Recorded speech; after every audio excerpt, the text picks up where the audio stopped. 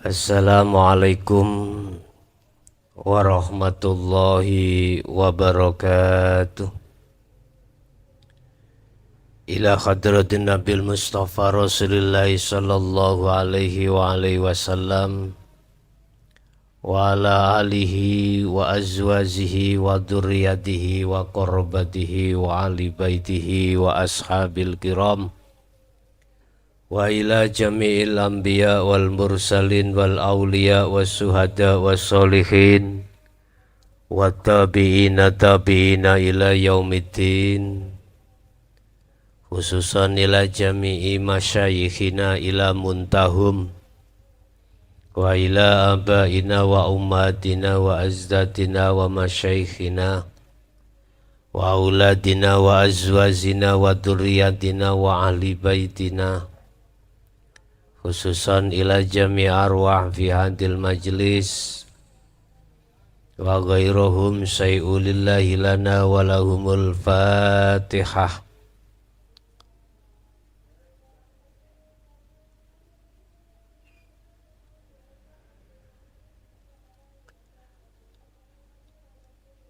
Alhamdulillahi rabbil alamin wa bihi nasta'inu ala umurid dunya waddin.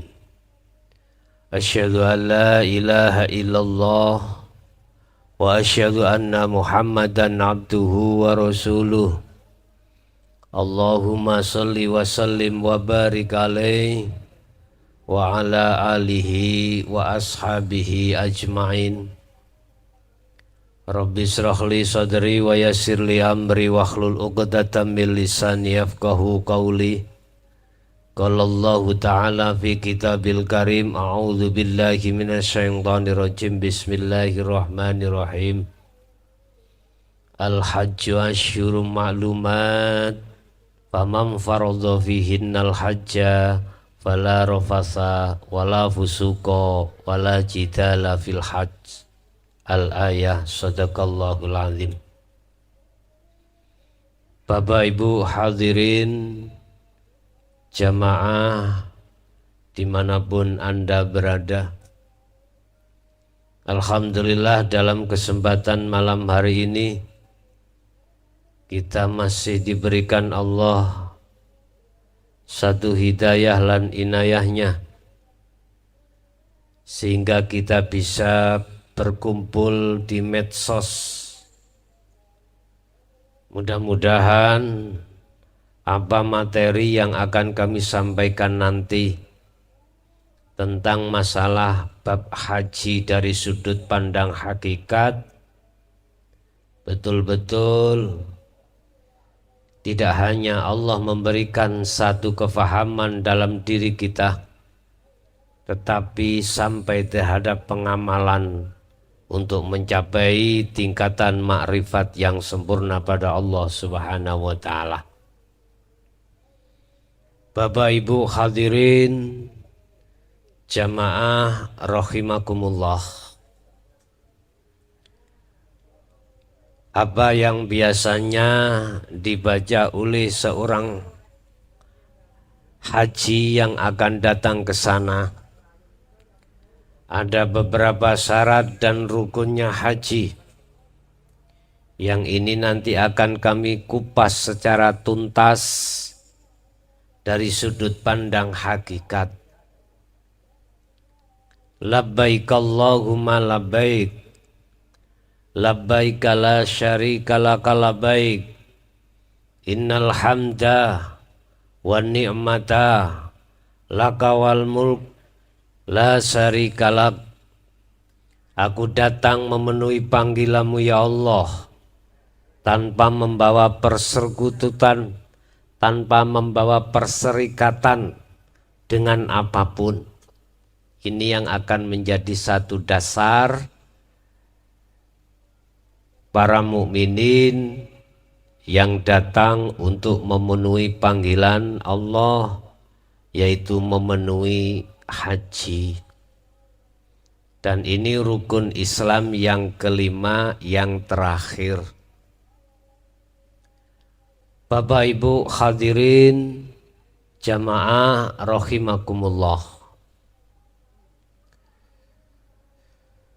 Dalam pandangan syariat, yang disebut haji itu adalah seseorang yang memenuhi panggilan Allah, yang mampu baik secara material ataupun perjalanan fisik,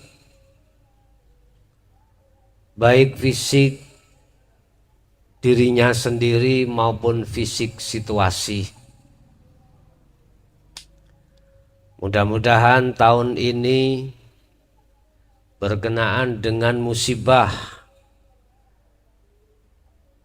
COVID-19 yang melanda seluruh dunia, tidak terlepas di daerah Tanah Suci Mekah yang sementara waktu masih ditutup. Mudah-mudahan untuk tahun ini lekas dibuka dan Allah memerintahkan makhluknya yang bernama Pak Corona kembali kepadanya. Bapak Ibu hadirin jamaah rahimakumullah, jangan dianggap datangnya satu makhluk yang diperintahkan Allah, corona, itu hanya membawa satu dampak negatif saja, tidak, tetapi juga pasti ada dampak positifnya.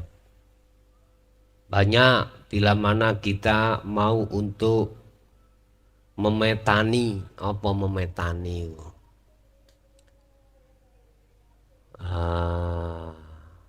Apa metani itu? Menyelidiki, ya, menyelidiki, ya. Dari sisi positifnya itu sangatlah banyak. Di antaranya biasanya kita itu komproh. Komproh itu gak bersihan, sekarang bersihan. Biasanya kita itu tidak pernah berkumur sikatan untune gudalen, saiki putih kabeh mergai sikatan, ya. Biasane tangane iku debu tok, saiki ora. Khususnya wong wedok biasanya ngumbar aurate raine sing ketok menos-menos, saiki koyok ninja, ya. Sisi positif banyak sekali. Jadi dulu itu cuman yang bercadar itu orang perempuan, sekarang orang laki-laki ikut bercadar. Nah, dulu wong wedok sing lambene iku mang diketok-ketokno sebab abang, ya. Saiki ditutupi wedi bongkok kena corona, ditutup kabeh. Jadi perselingkuhan iku boleh menurun. Sing biasane lambene kaya kebo, lah saiki gak ketara, ditutupi masker. Jadi ketok mripate kok kaya ninja, ya. Bapak Ibu hadirin jamaah rahimakumullah, haji pada dasarnya adalah panggilan Allah. Sebenarnya secara hakikat kita itu tiap saat dan waktu dipanggil Allah. Kita lapar, itu panggilan, diperintahkan untuk makan.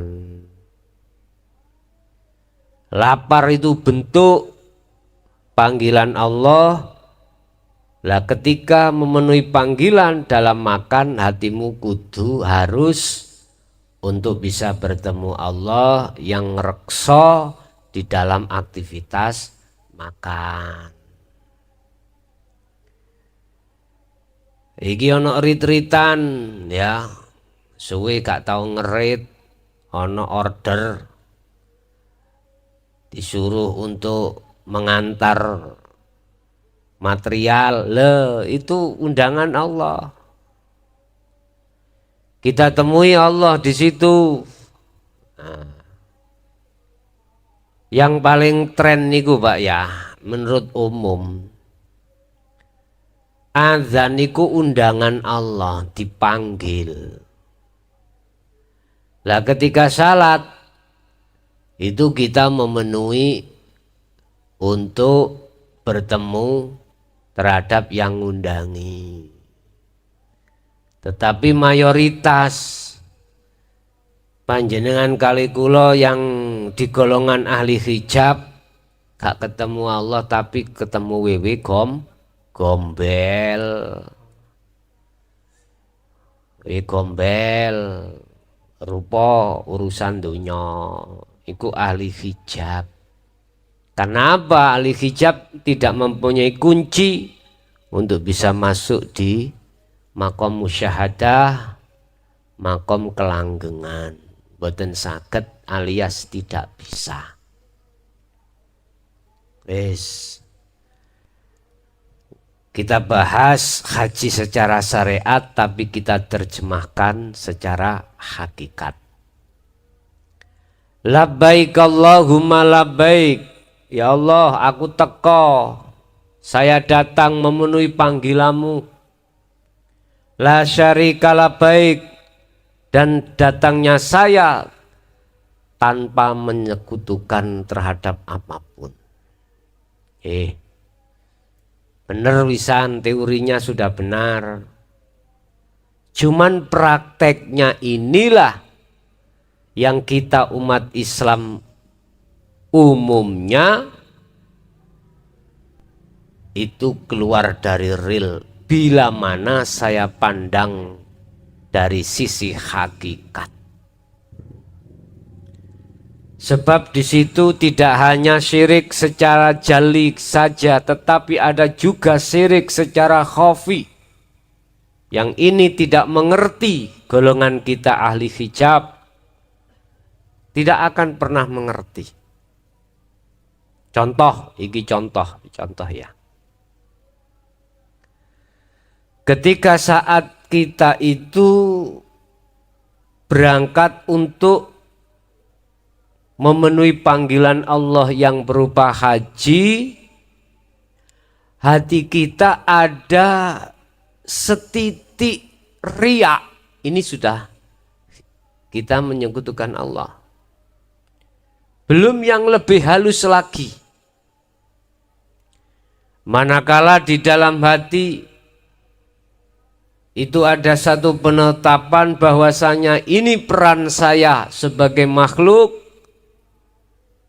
ini pun termasuk perbuatan syirik khafi. Wah, iki ono corona, gak sida iki, gara-gara corona akhirnya ditunda. Loh, hati mempunyai keimanan terhadapnya, maka ini masih kelebu syirik khafi. Yang syirik ini kita sebagai umat Islam yang masih duduk di ahli hijab tidak akan pernah mengerti. Makanya saya katakan ini sudut pandang hakikat. Mestinya kita datang memenuhi panggilan berbentuk undangan Allah, kita harus bertemu yang mengundangi, yaitu Allah. Bagaimana mungkin kita sampai pada tujuan sementara kita tidak tahu mana tujuan? Bagaimana mungkin kita akan bisa bertemu terhadap yang mengundangi kita sementara kita tidak tahu arah dan tujuan mana yang mengundang kita, alias mohal untuk bertemu. Bapak Ibu hadirin rahimakumullah, di Indonesia itu tentang haji itu terbagi menjadi dua kelompok, ya, dua gelombang. Ya, ada gelombang awal, ada gelombang akhir. Biasanya yang gelombang awal itu berangkatnya lebih dahulu. Jujuk, ngerti apa jujuk itu? Nuju pesawat iku mudhun di Madinah untuk melaksanakan arba'in, ya, untuk melaksanakan sholat 5 waktu sampai 40 waktu, ya. Ini biasanya. Tapi gelombang terakhir itu biasanya mendekati hari-hari haji, itu turunnya di Mekah langsung, dia itu ditujukan ke Mekah. Lah arba'innya habis menunaikan haji dan umroh, biasanya gitu. Udah, kita kembali ke ke bawah lagi. Tradisi umat Islam di Indonesia biasanya itu sebelum berangkat haji ada istilah syukuran, ya. Syukuran haji biasanya ngoten. Ya ora apa-apa. Sing intine syukuran haji di situ adalah pertama, mensyukuri atas apa ketetapan Allah berbentuk undangan yang diberikan. Yang kedua, berdoa supaya diberikan keselamatan pulang pergi. Ketiga, pamit ambek wong kampung. Jadi adanya syukuran haji iku untuk membedakan antarane Anda berangkat haji ambek wong minggat, ya. Nek wong minggat iku wis gak atik pamit. Orang minggat itu gak usah pamit, langsung mencolot teko omah, wis gak ngerti, gak ruparane tangga teparo ya ora ngerti. Bapak Ibu hadirin jamaah rahimakumullah, tak ingatkan ketika saat Anda melaksanakan syukuran haji, ya. Itu banyak nafsu yang mempengaruhi hatimu. Di antaranya ya, hati-hati. Ini kalau tidak ahli syuhud susah untuk menanggulangi. Di situ ada nafsu yang membisik terhadap hati kita. Anane syukuran supaya bisa dilihat orang lain bahwasanya saya ini mau berangkat haji. Ya mulia nih. Hati-hati. Walaupun tujuannya tadi adalah berdoa sama-sama, ya. Yang kedua pamit, hati-hati. Terus ada pertanyaan, umpama gak ada syukuran bagaimana? Ya ora apa-apa. Ya ndak apa-apa. Tidak apa-apa. Mending kau buat untuk hal-hal yang lebih penting kalau toh itu memang ada. Bapak Ibu hadirin rahimakumullah. Ketika gelombang pertama turun di Madinah dan melaksanakan sholat arba'in, ya, melaksanakan arba'in, di situ ada hadisnya. Barang siapa yang melaksanakan arba'in sampai 40 waktu itu, laisa jaza, jadi tidak ada balasan bagi dirinya dari Allah ilal jannah kecuali surga. Ada apa di balik Masjid Nabawi tersebut? Sebab Rasulullah itu juga ada satu pertanyaan, mengapa Rasulullah itu kok dimakamkan di Madinah, kok gak di kota Mekah wae. Itu juga ada pertanyaan di belakangnya. Bapak Ibu, setelah kita melaksanakan arba'in, ini arba'in ini sunnah Pak ya, bukan wajib. Nah, sunnah itu boleh kau lakukan, boleh tidak.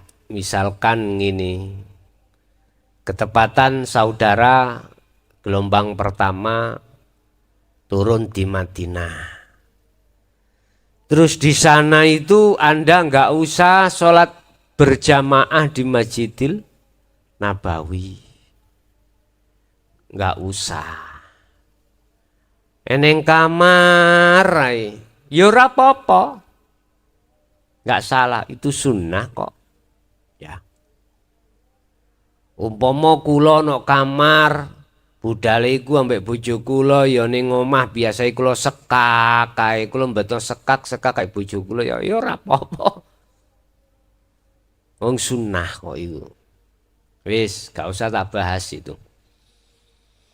Bapak Ibu, setelah arba'in kita akan diantarkan ke Mekah untuk menjalankan tawaf ya. Tapi sebelumnya kita mengambil mikot, batas. Disitulah letak kita niat nawaitu hajan wa umrotan lillahi ta'ala. Itu biasanya ada di Bir Ali ya. Lah, disitulah awal saudara memakai baju ikhram. Loh iki suweane kudunge bojoku emang apa-apa ya, tak wek kudunge tak gawe ikhram. Lah, disitulah berlakunya seseorang untuk tidak boleh melakukan rofasa, fusuko, jidalan, tidak boleh. Hati. Rasulullah dawuh hubbud dunya khotiatun kabiratun. Hubbud dunya khotiatun katsiratun. Sak gede-gedene maksiat, hati maksudnya ya. Orang maksiati bukan maksiat rogo. Sebesar-besar maksiatnya hati adalah ketika saat hati hubbud dunya, hub mencintai ad-dunya kang sakliyane Gusti Allah. Cinta hati terhadap kesenangan dunia inilah yang disebut maksiat. Oleh karena itu secara hakikat ini dilarang. Dilarang. Wala jidala. Ya termasuk gak oleh gelut, bertengkar, baik bertengkar secara lesan maupun fisik. Itu bahasa lesan. Hakikate yang dilarang nggak boleh bertengkar maido ambe Allah, gerundel sebab bisa bane meledos, supire di pisu-pisui. Intinya secara hakikat hatimu janganlah jidal, ojo maido menyang takdiri Allah. Jangan, ini yang dilarang. Sebab mohon maaf Bapak Ibu, tak ingatkan, orang budal haji itu ketika saat di rumah, lo seperti raja Pak. Berangkat, itu diiringi, diterbangi, disolawati. Ya, mohon maaf, ini pengalaman tahun 95 dulu saya. Maaf 2005. Ning omah berangkat iki diketing dulur-dulur, dikentring sampean rek. Diketing para santri, ya. Wis Kayak wong top ngono Pak ya, seperti orang top. Delalah ketika saat di Mekah kayak wong gelandangan, lho temenan. Kayak wong gelandangan. Artinya wis gak ono sing ngereken awake dhewe-dhewe. Ning omah dikawal polisi, ya. Nang bandara dikawal, ana kono tasmu diuncal-uncal ambek wong Baduy. Ambek pekerja-pekerja. Delalah nggawa ndok entah Pak, untung gak buan. Pecah kabeh. Wis gak sida dipangan kabeh didadar. Enak kaya rotine orang Arab ngono melebar. Lah piye ndok 2 kilo didahi dadar. Ya wajane untunge gede. Dadi kaya roti ngono. Wis. Bapak Ibu, hal-hal yang dilarang sesuai Al-Quran ini tinggalkan. Secara hakikat hatimu sendiko dawuh menyang Allah. Biasanya suami istri kadang-kadang iki. Ono gak enake titik wis nawesu, hati-hati ngene iki. Satu sisi, iku yang dimaksud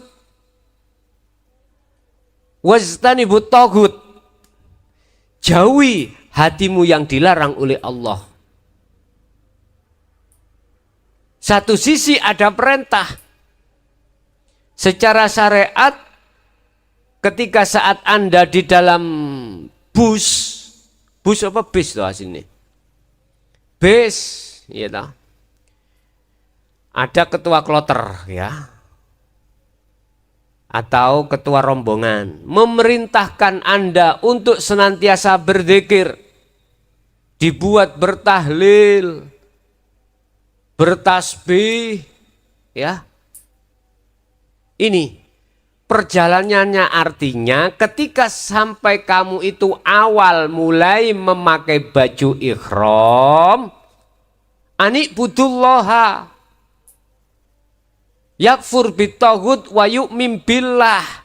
Arahkanlah hatimu senantiasa menuju dan bertemu Allah lewat zikir itu tersebut. Lah, ini tidak bisa kita laksanakan kecuali Anda golongan ahli zuhud. Nek ahli hijab ngono Pak nyun sewu. Ya maca ning lesan ning ra iso tembus ning ati ora iso. Sik ta, sing disebut lillahi ta'ala kuwi paham tak blok-blok. Sing disebut lillahi ta'ala iku tidak ada pengakuan dalam hatimu atas segala peran kecuali perannya Allah atau hidup itu. Iku lillahi ta'ala. Nawaitu hajjan wa umrotan lillahi ta'ala. Lah iki. Iso tembus, bisa tembus hatinya lillahi ta'ala atau tidak? Dikatakan tembus manakala hatimu sudah tidak mengakui atas segala peran yang ada pada aktivitas tersebut. Ini lillahi ta'ala. Berapa waktunya jaraknya antara Mekah ke Madinah? Andai kata ditempuh dengan bus, kita berangkat jam 7 siang, jam 7 malam, ya. Itu nyampe ke Mekah itu kurang lebih habis sholat subuh jam 6. Biasanya gitu. Karin delok driveri. Nek driveri iku mang driver Indonesia. Playune 150 200 bieh ngawang. Nek driveri wong Indonesia biasanya ugal-ugalan. Nah. Bapak Ibu hadirin jamaah rahimakumullah. Setelah kita sampai di Mekah, di situ disuruh diperintahkan untuk tawaf. Bisa ke maktab terlebih dahulu atau langsung tawaf, habis tawaf langsung ke maktab. Bapak Ibu, sekarang saya tak bicara tentang tawaf. Apa sih maktab iku? Maktab ini cara di Indonesia itu hotel, Pak ya. Hotel. Iku maktab, di sana namanya maktab. Atau di sini losmen lah gitu loh. Perumahan atau penginapan. Itu wis terserah kuwi bahas jenengmu apa. Aku nek ngarani ya gubuk derita. Katakan gubuk derita ana kono ya masak sendiri. Wis. Lah. Kita bicara tawaf. Apa sih tawaf itu? Tawaf adalah mengelilingi Ka'bah.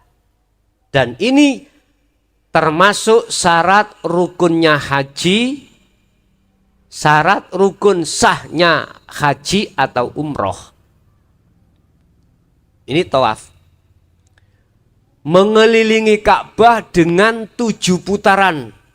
Nah ini sesuk panjenengan nek berangkat ke sana ya pesenku ya aja haji cara syariat tok. Hakikatmu ya gunakno, nek hakikatmu gak kok gunakno ya daripada duit kok gawe rekreasi ya.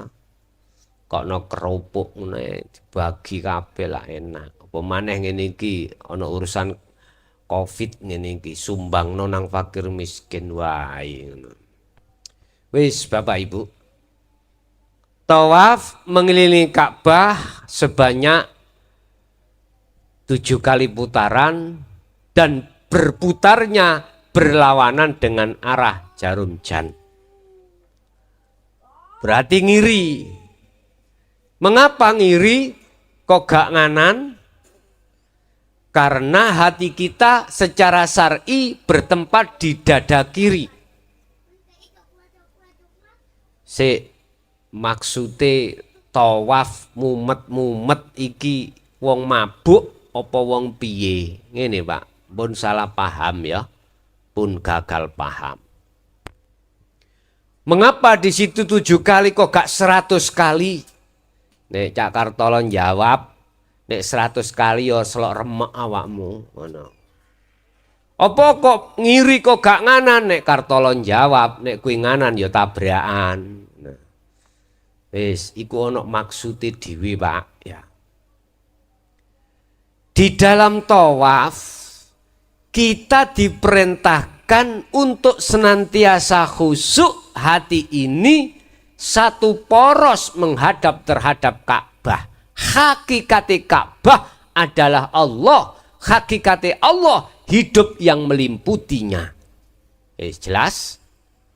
Mengapa 7 kali? Karena di dalam al-ayyam, hari hitungannya itu 7, maksudnya mulai Ahad sampai Sabtu, sibukkanlah hatimu condong millata Ibrahim Hanif. Condongkanlah hatimu hanya kau peruntukkan, kau sibukkan terhadap Allah Subhanahu wa ta'ala. Maksudnya ngunu. Makanya mengapa kok putarannya itu ngiri? Karena hatimu sebelah kiri supaya terus condong menghadap terhadap Ka'bah. Hakikate Allah yaiku fa'aina ma tuwallu fasamma wajhullah. Temuilah Allah karena di setiap saat dan setiap waktu dimanapun kau bertempat, di situ ada wajah Allah, temui. Wis iki bab tawaf ya. Bab tawaf intine secara hakikat tiap saat dan waktu setiap hari hatimu sibukkanlah hanya berbicara dengan Allah. Apa ya iso? Ya mesti iso lah kuwi nek betul-betul temen manjada wajada. Nek kuwi setengah-setengah ya yes kaya ngono. Bapak Ibu hadirin rahimakumullah. Setelah kita melaksanakan tawaf, di situ ada sa'i. Ya. Perjalanan dari Bukit Sofa ke Marwah. Ini ya eneng sejarah ya Pak. Sa'i ki ono sejarah juga. Ya ora ngawur. Ning kono ada sejarah antara Nabiullah Ismail alaihissalam dengan Siti Hajar. Inna Sofa wal Marwata min sya'airillah. Faman hajjal baita awi tamaro fala junaha alaih ayat tawwafa bihima wa man tatawwa'a khairan fa innallaha syakirun alim. Al-ayah Al-Baqarah 158.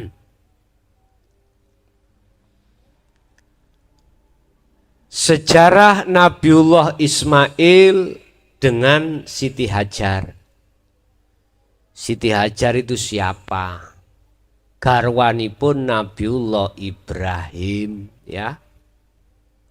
Waktu hamil tua, beliau itu dipisah dari Nabiullah Ibrahim. Waktu hamil ngandut, hamil Nabiullah Ismail. Duh. Singkat kata. Ketika Siti Hajar itu tadi melahirkan seorang anak utusan Allah yaitu Nabiullah Ismail, beliau bingung mencari air untuk mensucikan damal wiladah, getih sakwise melahirkan, ya. Sehingga terjadilah beliau dari Sofa ke Marwah sampai 7 kali. Beliau tidak menemukan air, ternyata airnya itu di bawah telapak kakinya Nabiullah Ismail, berarti air itu dekat terhadap dirinya untuk mensucikan kotoran-kotoran. Maksudnya begini Pak. Anda ada yang datang satu kota, luar pulau, luar negeri, hanya untuk mencari ma'ul khayah. Kalau bahasa Siti Hajar, untuk mencari air yang disebut Zam-Zam, sing tujuannya untuk membersihkan kotoran. Berhubung hati kita telah terkotori oleh kesenangan hawa nafsu, maka dibutuhkanlah yang namanya ma'ul khayah, air kehidupan. Apa air kehidupan itu? Prosesnya Pak, ilmu. Ya. Anda mencari ke sana ke sini, tidak cukup 1-2 bulan, kadang bertahun-tahun. Anda tidak faham. Berbentuk isyarat untuk bisa melaksanakan zuhud dengan benar, memahamkan ilmunya saja kita dulu itu sangat sulit. Karena yang diberikan oleh guru-guru kita sebatas isyarat.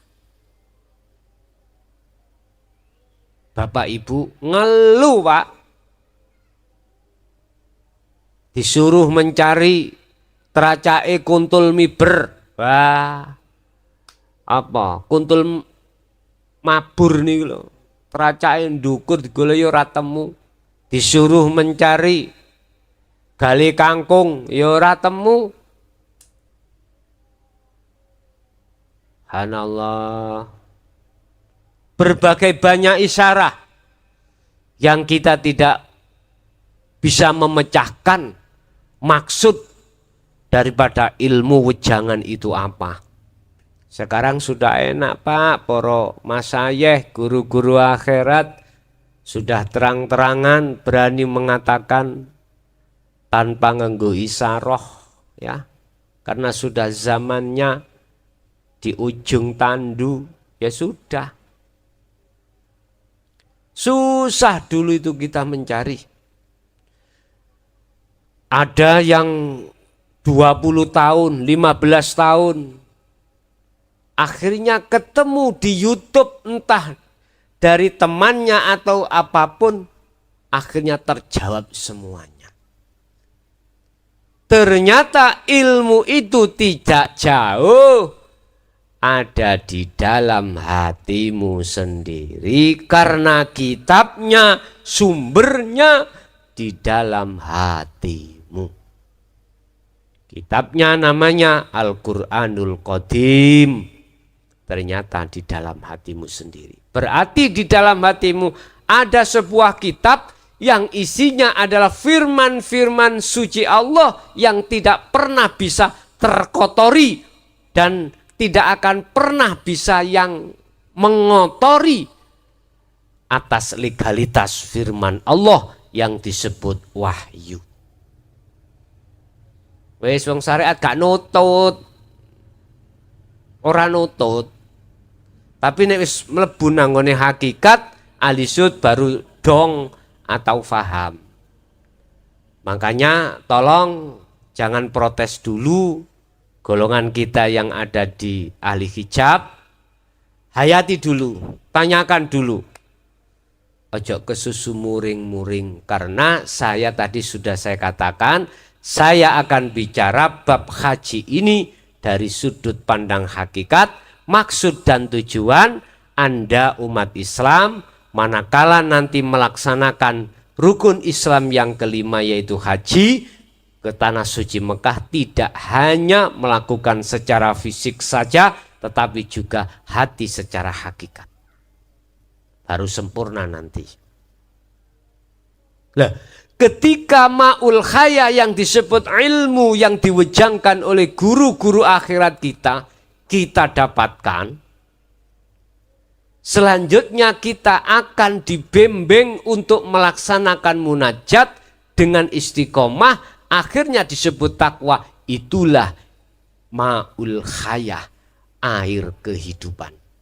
Allah mengisyarohkan terhadap alam, ya, dalam salah satu surah dan ayatnya saya lupa, nanti dibuka ya. Begini isinya. Ketika saat bumi itu gersang tanpa ada air, maka tidak ada tanda-tanda kehidupan. Nah, ini biar subur. Wa anzala, Allah menurunkan ma'ul khayah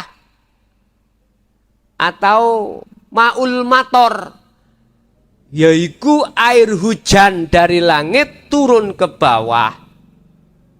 Sehingga ketika saat tadinya tanah itu gersang, setelah dihujani air, maka suburlah dan disitulah akan timbul tanda-tanda kehidupan. Bagi kita yang tidak paham tentang masalah isyarah, ayat-ayat yang berbentuk alam, keterlaluan.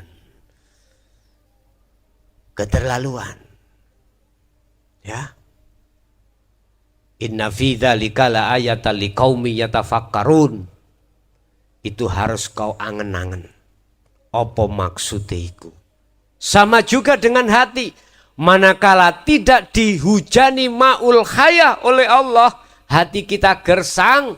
Sampai kapanpun hati ini disebut ahli hijab. Hati yang gelap gulita terhadap Allah, semakin lama dia tidak semakin terang benderang, tetapi hatinya semakin gelap karena dia senantiasa menuruti hawa nafsunya sendiri. Ketika saat beliau Siti Hajar mendapatkan air, maka apa sebutan? Zam-zam. Zam-zam itu kumpul. Belum pu'o, nyu, banyu, ngumpul. Akhirnya sampai sekarang disebut air zam-zam. Air zam-zam.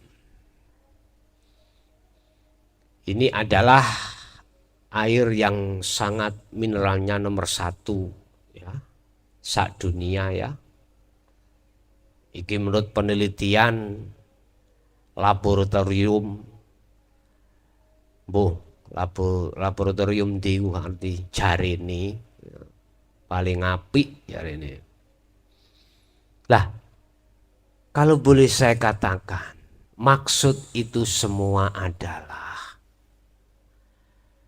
ketika hatimu dihujani Allah, wejangan lewat guru akhirat kita, mbok yo trimon, ojo kesusu mesuh dhisik. Jangan kesusu menyalahkan dulu, jangan kesusu menolak dulu, angen-angenen. Hatimu harus tunduk. Subhanallah. Tapi ya apa maneh? Wis dinas nang nggone Quran, innalladzina kafaru sawaun alaihim a'anzartahum am lam tundirhum la yu'minun. Khatamallahu ala qulubihim wa ala sam'ihim wa ala absarihim ghishawatu wa lahum adzabun adzim. Sesungguhnya orang-orang yang dikatakan orang kafir, mereka itu adalah sama saja dikasih tahu atau tidak, dituturi atau enggak, didawuhi atau enggak, diberikan wejangan atau enggak tentang hukum hakikat, la yu'minun, keterlaluan, tidak percaya. Apa sebabnya? Khatamallahu ala qulubihim, karena di dalam hatinya penuh dengan kotoran hati yang disebut hubbud dunya. Aduh biung. Sehingga dia sama mendengarkan, melebu kuping telinga kanan, keluar telinga kiri. Jadi yang buta itu bukan mata zahirnya ini, tapi mata hati.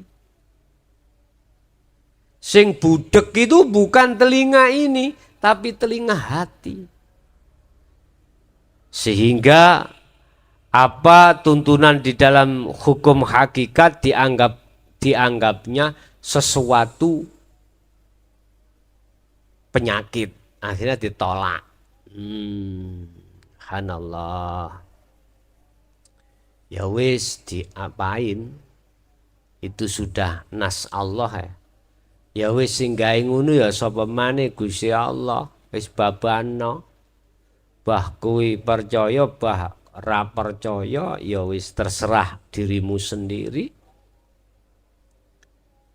Ilal balagul mubin, aku hanya menyampaikan aja. Perkara kau terima atau enggak itu urusan masing-masing.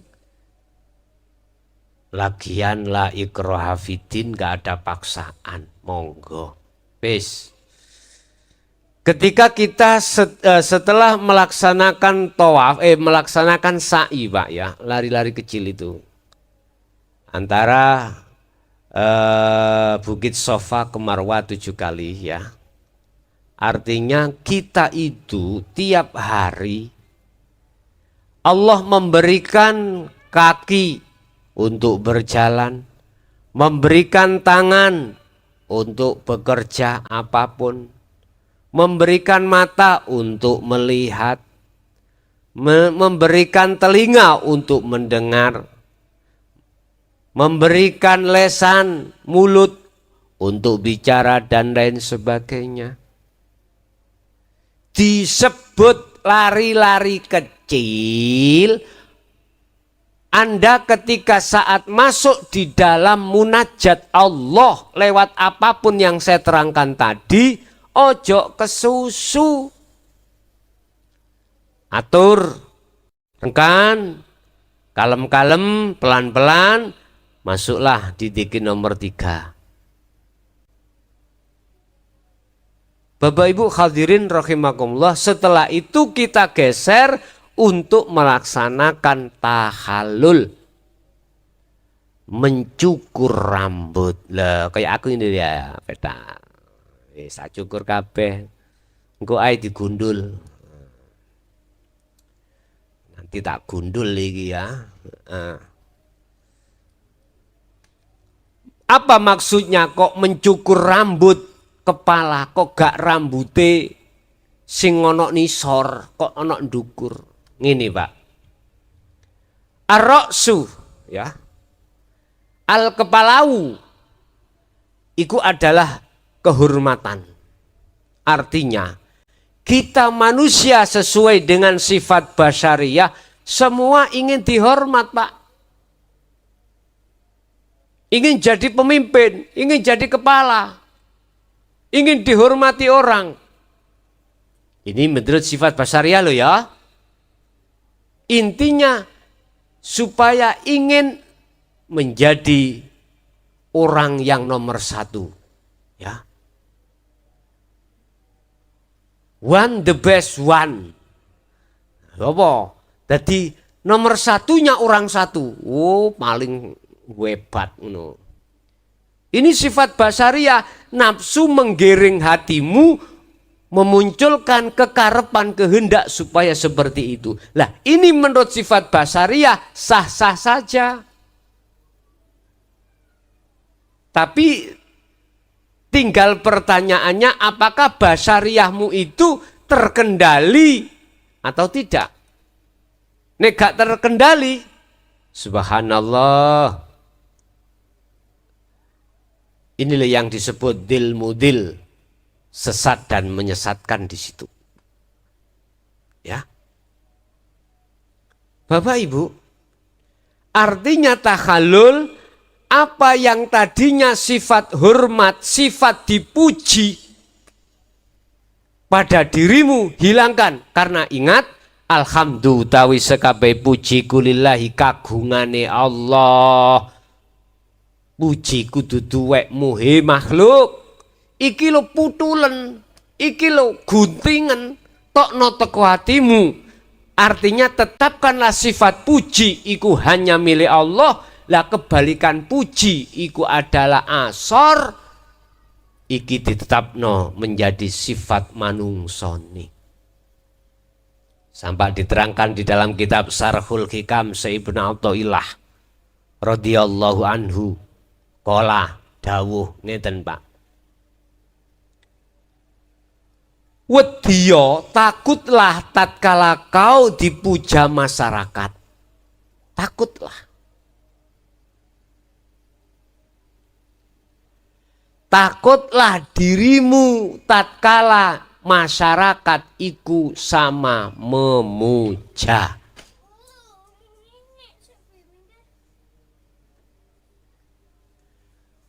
Dan senanglah dirimu tatkala masyarakat iku menghinamu. Ya, si ono sponsor iki piye maksude?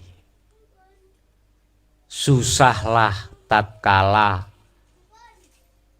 masyarakat itu memujamu.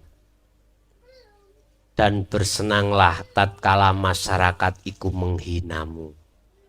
Pertama, karena ilmunya disebut orang alim. Hormat masyarakat. Kedua, karena kedudukan, pangkat jabatan menjadi lurah utawa kepala desa. Lurah Bargowo ya. Ora ono lurah mlebu metu mesti masyarakatku wedi kabeh. Tatkala aku metu suri-suri, masyarakat padha cangkrukan nang nggone ngarepe omah, mbosok ketok aku metu mlebu wedi kabeh. Ditakoni apa kok wedi? Mergae lurahe tau gendeng. Lah di situ. Karena harta, kekayaan kita dihormati orang lain karena kekayaan kita, ada kepentingan lain orang itu, utang, lah dan lain sebagainya. Lah, Bapak Ibu, ini miturut sifat basariyah sah-sah saja. Tapi ini bahaya. Letak bahayanya manakala kita yang dihormati merasa menjadi orang hormat yang harus dihormati. Lebih-lebih kita sebagai ulama, orang alim, masyarakat umat pada menghormat manakala hati kita merasa menjadi orang hormat. Itulah letak kesalahan kita, kesalahan hati kita. Sebab hormat ini hakikati miliknya Allah. Ini pandang sudut hakikat, bukan syariat. Kalau syariat sih sah-sah saja. Yo gak salah wong mlaku ning dalan mripate wuta ning kono kesandung, jungkir balik jatuh, yo gak salah, maklum karena buta. Bapak Ibu hadirin rahimakumullah. Sehingga Syekh Ibnu Athaillah mengatakan pujaan masyarakat terhadap dirimu itu bagaikan racun yang mematikan. Hati-hati. Nek gak waspada lho ya. Tapi bila mana kau waspada, itu haknya masyarakat. Itulah pujanya Allah terhadap dirinya sendiri. Gak apa-apa kalau gini. Kau waspada. Lah, maksud susah, maksud senengo nek dilokne atau dikucilkan atau dihina masyarakat itu maksudnya apa? Dengan masyarakat menghinamu itu gede di dalam hatimu untuk evaluasi, untuk berbenah diri. Karena dirimu diposisikan sifat hakikati hamba, yaitu ino utawa asor. Wis paham ya? Wis geser. Habis kita tawaf, sa'i, tahallul, biasanya kita diperintahkan oleh ketua rombongan dijak ke maktab utawa penginapan. Wis mondok, wis turu, baru dicoplok Pak iki. Dicoplok sing baju ikhram iki dicoplok. Sambil menunggu tahallul jamarot, sambil menunggu jamarot tanggal-tanggal haji yang telah ditetapkan.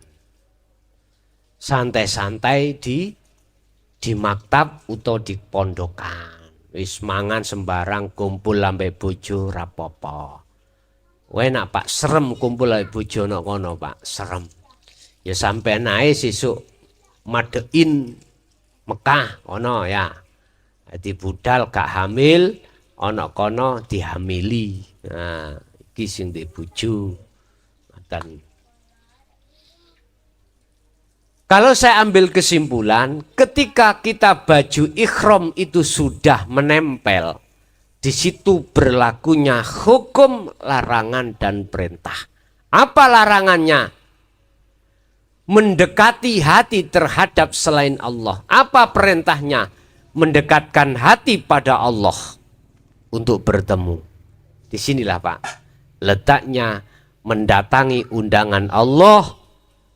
Anda terjadi di sini. Bapak Ibu hadirin rahimakumullah. Nanti kalau sudah sampai tanggal 10 Dzulhijjah, itu biasanya ketua rombongan memberikan penjelasan. untuk mau berangkat ya, Anda jamarot ya. Berangkatlah saudara berbaju ikhram. Lah iki juga sudah tidak boleh melakukan yang dilarang dan menjalankan apa yang diperintah. Ini nanti Anda akan mabit, akan nginep, akan wukuf ning Arafah, yang kesemuanya itu maksudnya adalah mempersiapkan baik fisik maupun mental secara syariat. Anda akan melaksanakan peperangan, yaitu jamarot, melempar jumroh ya. Di situ orang satu dunia ya jadi satu, ditumplek blek dalam satu waktu. Makanya korban itu banyak sekali. Mazhab banyak ada ngekei waktu jawas ya. Waktu afdol, waktu jawas, waktu ikhtiar, itu terserah milih yang bagaimana. Waktu afdol tanggal 10 Dzulhijjah ya, bar sembayangan kai ya, langsung panjenengan berangkat nanggone tempat pembalangan jumroh ono, tapi ngelompok. Sing cilik-cilik wena iso nyerondol-nyerondol ning nisore wong gawa gede-gede seperti apa? Seperti manuk gemek ngono, enak cepet. Tapi nek wis kadung tiba kidekan bongko dhisik ngono lah. Artinya gini. Biasanya umat Islam itu diletakkan waktu jawas ya. Enggak waktu afdol, tapi bukan berarti dilarang untuk melaksanakan waktu afdol, enggak. Di situ ada ritual atau maksud tersendiri Bapak. Sebelum kita melakukan jamarot, melempar jumroh, di situ kita akan mabit dulu, nginep di Mina, ya. Mabit di Arafah juga. Lah, di situ panjenengan iki intinya ning padang Arafah mempersiapkan diri, hati ditata, ilmunya ditata, lakunya ditata untuk mempersiapkan bertarung terhadap hawa nafsu. Apa yang perlu dipersiapkan? Pertama, guru akhirat. Kedua, wejangan ilmu. Ketiga, laku munajat. Keempat, istiqomah. Nah, ini kalau sudah sampai pada detik-detik jamarot, maka diperintahkan di situ. Ada ceritanya Pak di situ Pak. Beliau Nabiullah Ibrahim alaihissalam mempunyai putra yang belahan hati ya, yaitu berupa Ismail. Allah memerintahkan untuk mengorbankan. Iki asbabun nuzulnya. Ya, asbabun nuzulnya. Jadi ketika saat Nabiullah Ibrahim tiap tahun Pak, ribuan onta, ribuan domba disembelih untuk fakir miskin.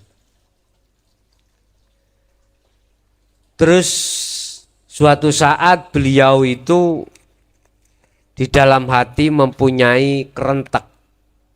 Kerentek itu apa ya? Keinginan. Bahasane sesumbar atau gimana kurang tahu saya. Begini, jangankan Allah memerintahkan saya untuk menyembelih onta ataupun domba dalam rangka pengorbanan. Manakala Allah memberikan anak terhadap saya, Allah memerintahkan untuk mengorbankan, pasti akan kukorbankan. Nah, itu bahasa hati beliau pernah melakukan hal seperti itu ketika saat belum punya anak. Santai dulu ngopi bos, ngopi dulu ngopi.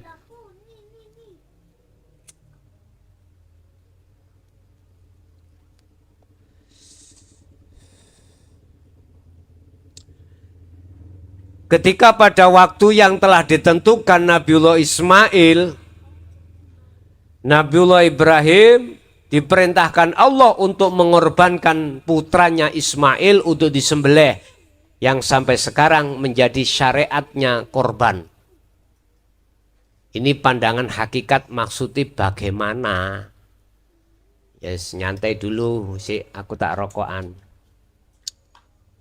Hit, minta airnya hit, Abi hit. Itu gelas itu, gelas itu. Ya.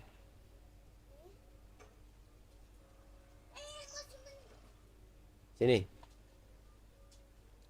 Sini.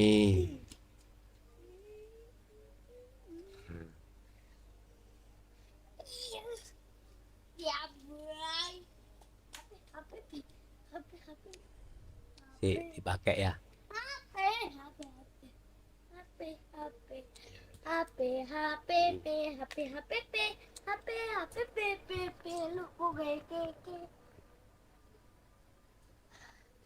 Bentar, ambil.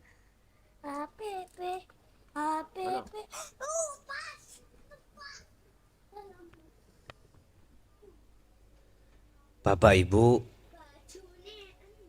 bukan Nabiullah Ibrahim gak percaya kalau itu yang memerintahkan Allah.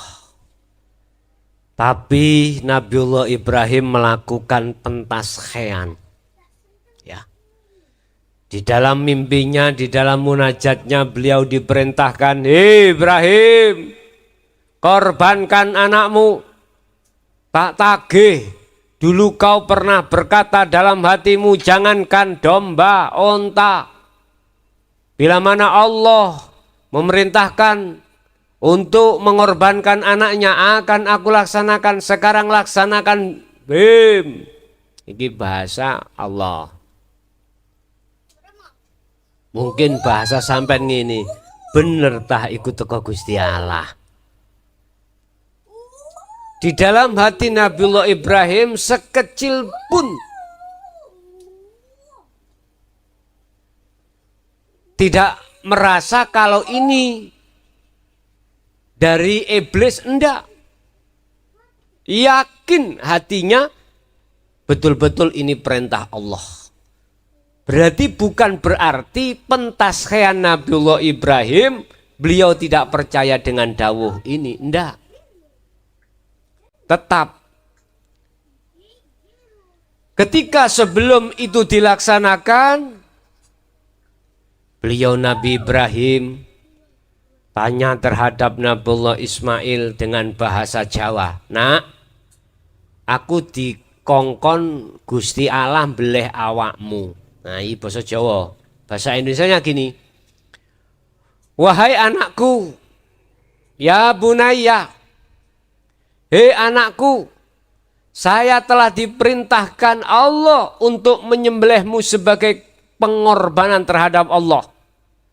Apa jawabnya Nabiullah Ismail? "Laksanakan Bapak, laksanakan. Laksanakan, saya sudah siap." Bapak Ibu, itu Nabi Ismail sama Nabiullah Ibrahim. Jawabe anak koyok ngunu seperti itu.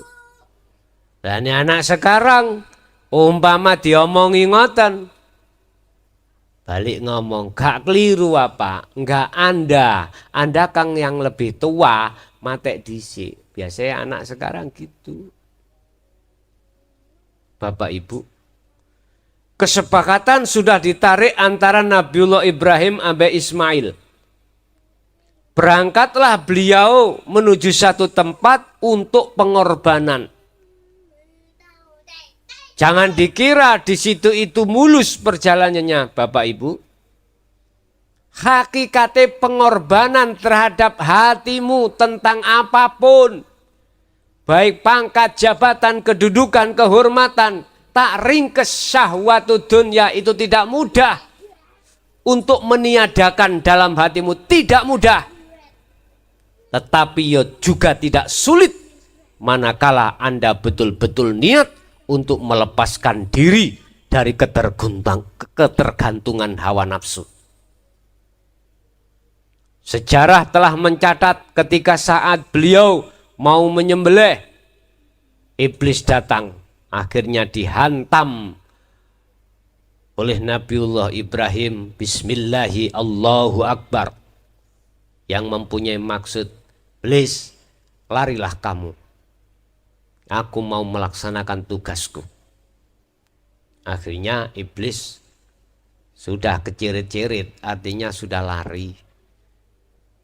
Nabi Ismail digoda juga begitu, nggak bisa. Bapak Ibu, pengertiannya adalah tahalikanlah semua apa peran yang ada pada dirimu. Dalam hatimu lepaskanlah keakuan makhluk. Loh, ini pemahamannya. Makanya ketika saat beliau disembelih tidak berubah Nabiullah Ismail sebagai manusia, tetapi Allah mengangkat Ismail ke surga dan digantilah dengan domba. Maksudnya wedhus ning atimu iku belen. Sembelihlah domba-domba di dalam hatimu. Itulah sifat basariyah. Kesenangan dunia, wa zuyyina linnasi hubbus syahawah minan nisa wal banin wal qanatiril muqantarah al ayah. Lepaskan hatimu dari kesenangan dunia, setelah itu barulah bisa hatimu menghadap kepada Allah Subhanahu wa ta'ala. Akhirnya sempurnalah haji itu, kemudian kau akan melaksanakan tawaf lagi, tawaf pamit, pamit pulang. Begitulah. Bapak Ibu hadirin jamaah rahimakumullah. Ya.